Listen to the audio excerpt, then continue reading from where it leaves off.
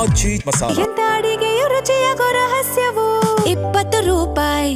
ಎಲ್ಲದಕ್ಕಿಂತ ಹೆಚ್ಚಾಗಿ ಬರಗಾಲದ ವಿಷಯದಲ್ಲಿ ಈ ಸರ್ಕಾರದಿಂದ ಆಗಿರ್ತಕ್ಕಂಥ ವೈಫಲ್ಯಗಳು, ರೈತರ ಒಂದು ಸಮಸ್ಯೆಗಳಿಗೆ ಕಡೆಗಣಿಸಿರ್ತಕ್ಕಂಥದ್ದೇನಿದೆ, ಇದೆಲ್ಲದರ ಬಗ್ಗೆ ಸಮಗ್ರವಾಗಿ ವಿಧಾನಸಭೆಯಲ್ಲಿ ಚರ್ಚೆ ಮಾಡ್ತಕ್ಕಂಥದ್ದು ಮತ್ತು ಬಿಡದಿ ವಿಷಯದಲ್ಲೂ ಚರ್ಚೆ ಮಾಡಬೇಕು ಅಂತಕ್ಕಂಥದ್ದು ನಾವು ಕೂತು ಚರ್ಚೆ ಮಾಡಿದ್ದೇವೆ.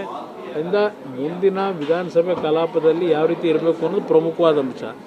ಅದರ ಜೊತೆಗೆ ಮುಂದಿನ ದಿನಗಳಲ್ಲಿ ಎರಡೂ ಪಕ್ಷಗಳಿಂದ ಒಂದು ಸಮನ್ವಯ ಸಮಿತಿಯನ್ನು ರಚನೆ ಆಗಬೇಕು. ಅದಕ್ಕೆ ಸದಸ್ಯರುಗಳು ಯಾರಾಗಬೇಕು ಅಂತಕ್ಕಂಥದ್ದು ನಂದು 2 ದಿನದಲ್ಲಿ ಇವತ್ತು ತೀರ್ಮಾನ ಮಾಡ್ತಾ ಇದ್ದೇವೆ. ಪ್ರಮುಖವಾಗಿ ಮುಂದಿನ ದಿನಗಳಲ್ಲಿ ಯಾವುದೇ ರೀತಿಯ ಸಮನ್ವಯ ಕೊರತೆ ಇಲ್ಲದೆ ಒಂದು ಧ್ವನಿಯಾಗಿ ಕೆಲಸ ಮಾಡ್ತಕ್ಕಂಥದ್ದು ತೀರ್ಮಾನ ಮಾಡಿದ್ದೆ. ಎರಡು ಪ್ರಮುಖ ವಿಚಾರಗಳು ಬಿಡದಿ ಪಾದಯಾತ್ರೆಗೆ ಸಂಬಂಧಪಟ್ಟಂತೆ ಬಹಳಷ್ಟು ಚರ್ಚೆ ಇದೆ ಸರ್.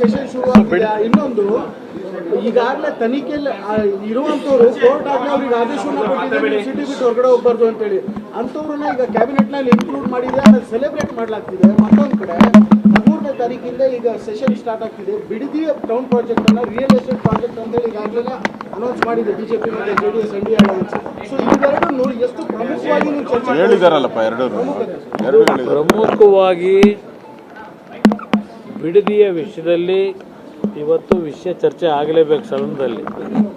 ಅಷ್ಟೇ ಅಲ್ಲ, ಬಿಡದಿಯ ವಿಷಯಕ್ಕೆ ಸಂಬಂಧಪಟ್ಟಾಗೆ ಹಿಂದೆ ಕಾಂಗ್ರೆಸ್ ನಾಯಕರುಗಳು ಏನು ಮಾತನಾಡಿದ್ದಾರೆ, ಅಲ್ಲಿ ಟೌನ್ಶಿಪ್ ವಿಷಯದಲ್ಲಿ ಹಲವಾರು ವಿಷಯಗಳಿದೆ.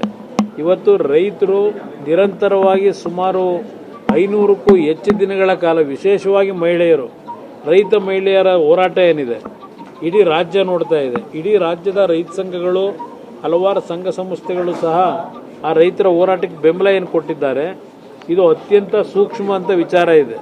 ಇವತ್ತು ಅಲ್ಲಿಯ ರೈತರು ಯಾವುದೇ ಕಾರಣಕ್ಕೂ ಭೂಮಿ ಕೊಡಲಿಕ್ಕೆ ತಯಾರಿಲ್ಲದೆ ಇರತಕ್ಕಂಥದ್ದನ್ನು ಹಲವಾರು ರೀತಿ ದಬ್ಬಾಳಿಕೆಗಳ ಮುಖಾಂತರ ಎದುರಿಸಿ ಆ ಭೂಮಿಯನ್ನು ಇವತ್ತು ರೈತರು ಕೊಡಬೇಕು ಅಂತಕ್ಕಂಥ ಒತ್ತಡಗಳನ್ನೇನಿರ್ತಾ ಇದ್ದಾರೆ.